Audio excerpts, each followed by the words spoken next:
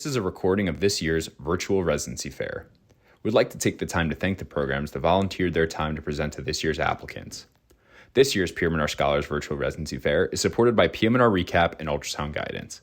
PM&R Recap is the leading resource for your physiatry board preparation, clinical preparation, audition rotations, and beyond. PM&R Recap offers 35 hours of review videos, hundreds of review questions, and oral board cases to help you become the best physiatrist that you can be. Head to pmnrrecap.com to learn more. Ultrasound Guidance is the innovative new online ultrasound learning platform that gives you instant access to expert instruction. With rapid scans and complete scans of every joint and peripheral nerve, Ultrasound Guidance is the perfect way to jumpstart your MSK ultrasound learning. Visit ultrasoundguidance.com to learn more. Yes, we can. Okay, perfect. Awesome. Well, thank you so much to PM&R Scholars for putting this on this year. And thank you to all of you guys for joining us on a busy Tuesday. So my name is Kathy Guo. I am one of the current PGY4 residents at the University of Minnesota, also one of the chief residents. And I will be giving this presentation tonight along with my co-chief, Kirsten, who I'll introduce in a few minutes. So just to give you guys a little background, in terms of program leadership, our program director is Dr. Tonkin on the left, and then our associate program director is Dr. John, and our program coordinator is Jessica DeVries. We are a residency of 20 residents, but 19 here at any given time. So we have 5 residents per class, as you can see from the photos here. And we all come from a wide, very diverse backgrounds. And so one of our residents is from Malawi. We have one from Brazil, 2 from Mexico, and across the US, both in the Midwest and from the coast. And then joining me tonight, like I mentioned, is Dr. Schwanz, who's my co-chief this year. And then we also have 2 other folks, Jess Casey, who's one of our PGY4s, and then Lauren Toper, who is one of our PGY1s. So if you guys have any questions, we'll try to save like 5 minutes of time at the end for Q&A. But if you guys want to type in questions in the chat, the rest of our team will monitor that throughout the presentation. They can try to answer some questions as we go along too. So for match this year, we are matching 4 categorical residents, and then we're doing 1 advanced position. So the advanced position would be a resident who matches an intern year elsewhere and then joins our program as a PGY2. The categorical positions will match for all 4 years at our program. And just to give you guys a little background, I was one of the categorical residents, and our intern year here is structured similar to like a transitional year, but it's catered specifically for PM&R. And so our program has picked rotations that are PM&R related for our interns, including things like orthopedic surgery rotation, urology, infectious disease, and we do some internal medicine along with a couple other rotations as well. This is our academic rotation schedule for the year, just to give you guys kind of an idea of how we rotate. We are broken up into 5 blocks. Most of the blocks are 10 weeks, except for that like November to February time in the middle, which is 12 weeks. We have rotations that cover EMG, cover clinic, MSK, ultrasound. We do a lot of inpatient things as well. And then we also have the opportunity to do electives, typically during your third or 4th year.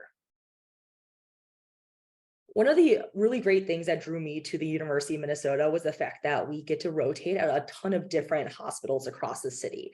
So we get a chance to work in different hospital systems, work at different patient populations. So a couple things to highlight. At the VA Medical Center, we do spend a lot of time there as residents. It is one of 5 polytrauma centers in the country. And so there on our unit, we see polytrauma and traumatic brain injury along with stroke patients. And then we also have a dedicated spinal cord injury unit. We also have 2 hospitals that are level 1 trauma centers. So we have Regents Hospital and Hennepin County Medical Center. We also rotate at the university where we do inpatient, we do some consults and clinics, some Botoxing. And then we also have the opportunity to work at Courage Kenny or the Alina hospital systems. So we try to put kind of stars where our hospitals are located at here. I live in downtown Minneapolis. I don't know if people can see my cursor, but that's basically where the star on the left here is. Honestly, I'd say all the sites are within about 20 minutes driving distance from downtown. So it's really not that far. Traffic is not bad here in Minneapolis. And you can actually get around to most places, even taking the light rail, which is like our public transit system. And again, it's very fast, about 20 minutes to any of the given sites. One of the really unique things about our program is that we offer opportunities for residents to participate in continuity clinics. So continuity clinics occur when residents are rotating on outpatient rotations, and it's every Thursday afternoon. Residents get the opportunity to choose whichever faculty from whatever specialty or clinic site that they want to work with. And as long as they get the okay from that staff member, then you can go and rotate there. So for me, I am interested in pediatric rehab. And so I got a chance to do multiple blocks doing continuity over at Gillette Children's. And then everybody always wants to know about call schedule. And so as interns, you do not take call, which is absolutely amazing. And then as PGY 2 through 4s, you take call from home in 1 week blocks. Typically it starts like on a Friday. Throughout your PGY 2 through 4 year, you typically take maybe like 2 to 3 weeks of call per 10 to 12 week rotation. And it's typically evenly split between the different years. And since we take home call, we have the benefit of having in-house hospitalists and MODs available to help us out. And so very rarely do residents ever have to go into the hospital.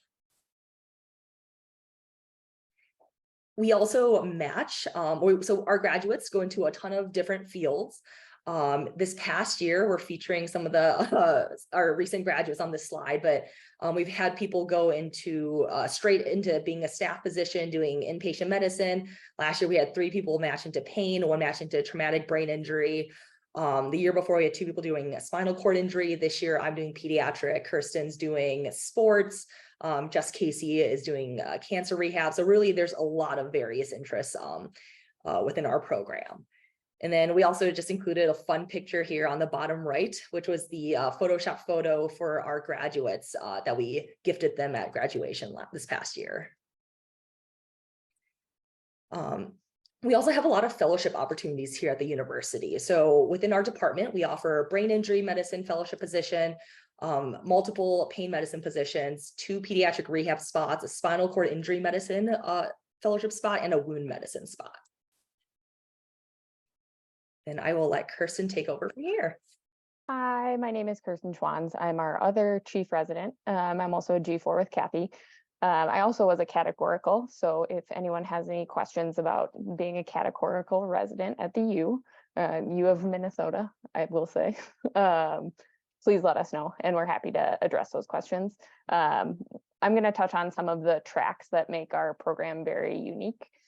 So in addition to all of the learning opportunities Kathy already highlighted, we have specific tracks for depending on what people's interests are. The 3 ones are listed here. So one is for education, one is for sports medicine particularly, and one is for musculoskeletal ultrasound.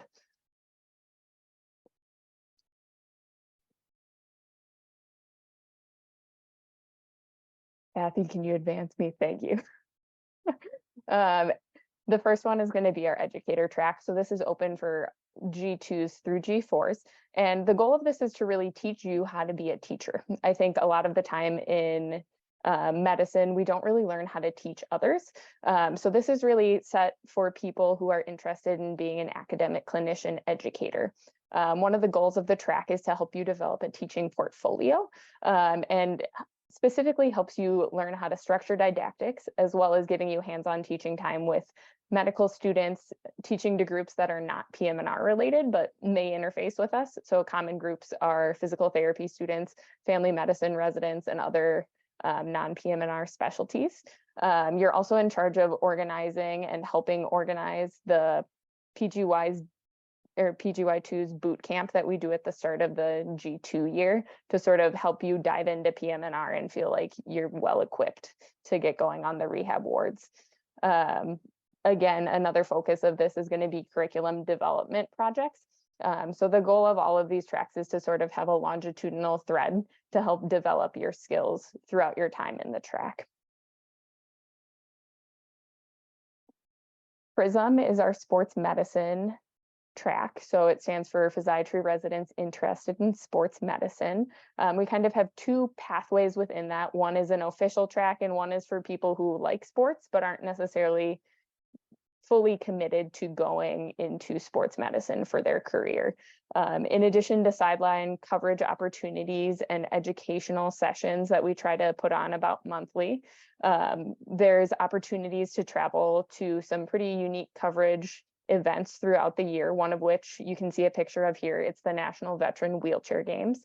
I went 2 summers ago, so not this past summer, but the one before, down to Tempe, and then one of our classmates went this past summer to Portland. So that's a really cool opportunity to give back to some of our veterans. We do a lot of interface with the VA population, and it's a cool interface of adaptive sports where you can really dive in and learn about some of these adaptive sports that you may not have ever been acquainted with before. Another thing that is encouraged is attending and presenting at the AMSSM, or American Medical Society for Sports Medicine annual conference, to really help build that CV to help you set up for a successful sports match. And our final curriculum that we do is something that we've been developing and I helped create. It's called Muscle. It's a longitudinal musculoskeletal ultrasound curriculum that's really focused on developing competency as a sonographer. So this, we tried to guarantee at least an hour of hands-on time with ultrasound during the week. Sometimes this is more didactic time, but usually it's hands-on, you scanning, and really working on those skills. So we've divided it up throughout the year to various joint blocks where we really dive in and get you hands-on and feeling comfortable with an ultrasound, so that when you're in clinics with ultrasound available, you feel like you know what you're seeing and you feel like you can continue to advance your skills and patient care. This is an accredited track through our university, where at the end you will get a certificate that sort of says your competency, where all of our instructors are able to sign off on, yes, I think they can do these procedures. Yes, I feel comfortable with them doing these specific things, which is very unique. I just saw that question pop up, the ability to be part of more than one track. Yes, absolutely. I'm a part of both PRISM and Muscle. Resident benefits. So these are things that people really care about. So in terms of paid time off, it sort of increases as you go through residency. So we as the G4s are really looking forward to our 30 days in the year as paid time off. You are also guaranteed education leave that, again, increases as you go through residency. Things that this can be used for is going to be things such as conferences, or if there's any local events that you would like to go to that have an educational component. It's something that you can discuss with our program director and leadership, if it's something that hasn't been done in the past, to see if it would be a viable option. In terms of CME funding, we have $3,000 throughout our residency time. There are food stipends available, as well as cab vouchers, free parking at sites, and time off for appointments, which has been a huge bonus that I did not realize was going to be such a bonus, being able to go away to take care of yourself, with kind of a no questions asked policy, where you just reach out to the chief, say, hey, I have an appointment, I'm going to be gone from didactics this morning. Or you can even leave some of your clinic days as long as it's no longer than 2 hours. We have pretty good leave benefits in terms of parental leave, for both moms and dads and anyone in between. For our military members, we have leave for that as well. In general, I think our program director is probably one of the best guys I've ever met. And he's very understanding of any sort of leave that you may need for personal reasons. So he has always been very understanding to everyone within our program. In the vein of well-being, there's a lot of resources within the university for both professional and academic coaching through the university itself. There is a specific resident leadership academy, which again is teaching us how to be leaders, because I feel like that's one thing that's often missed in medical education, is teaching us how to lead. There's a very robust DEI group as well as an IMG group for our international grads. We have access to the Physician Wellness Collaborative, which helps cover free mental health resources throughout your time as a resident. About 5 minutes. Thank you. Our wellness committee is very robust in making sure that we get together on a regular basis. Kathy is one of the champions of this, so she can definitely answer any questions that may come. Each half of the year, we do have dedicated wellness days where we are actually excused from our rotations to go have fun and hang out with our co-residents, which is really exciting and we really enjoy. For one of these days, the faculty has even agreed to cover call for us, which is a huge blessing, and we love that. So we always take advantage of having a good time on those days. We often organize speakers to come in, lead discussions on physician well-being and topics that aren't usually covered in curriculum, but are important to all of us, as well as organizing all of our events for fun. We do have a very lively house competition with that beautiful house cup. Very much like Harry Potter, we are divided into houses, and then you're able to gain points for one, being a good resident, like covering call or a consult for one of your co-residents, or for any difficult patient encounters that faculty feel deserves recognition. So why University of Minnesota? This is very near and dear to my heart because I'm a 3-time gopher. I did undergrad, med school, and now residency here.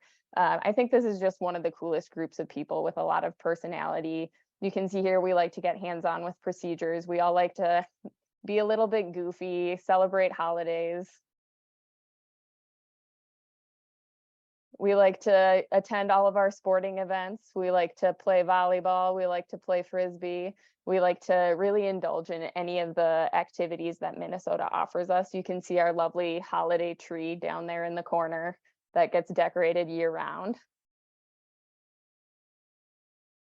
Us playing adaptive sports, getting together on holidays, celebrating our youngest gopher members.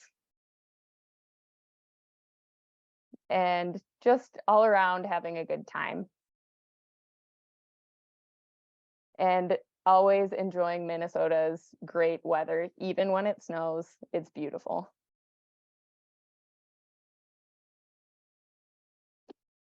All right, I've seen a ton of chat activity. Let's see where we left off.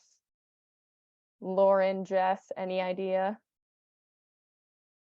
Last one I answered was about didactics in person. They are in person. And then the ones about faculty led or not, and I answered that one. Perfect.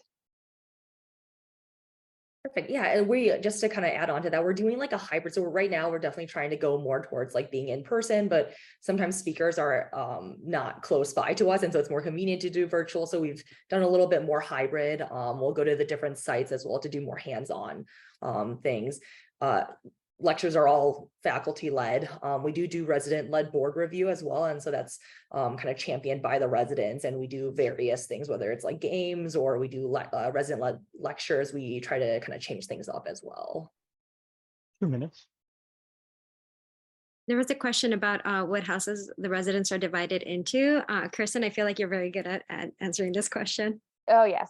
So we kind of randomly assort into these houses every year to sort of change up who you're getting to know and interacting with.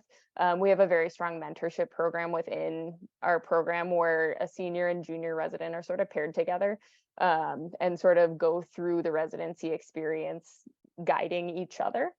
So we like to keep those guys together, but the House Cup you get allocated into your houses. We have quarterly announcements of who's ahead. We sometimes use it in our board review games to award points to winners.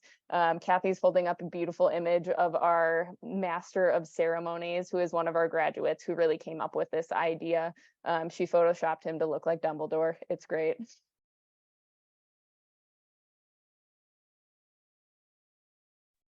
I think What there are was also Minnesota Mondays? go ahead. Minnesota Mondays are going to be when we take to social media and sort of answer all of these questions in a little more depth in it, usually over the course of about an hour. This year, we're planning to have rotating rooms with multiple residents in them and sort of themes to the rooms. So feel free to check us out. I think there was a question about whether we accept IMGs with a gap greater than 5 years.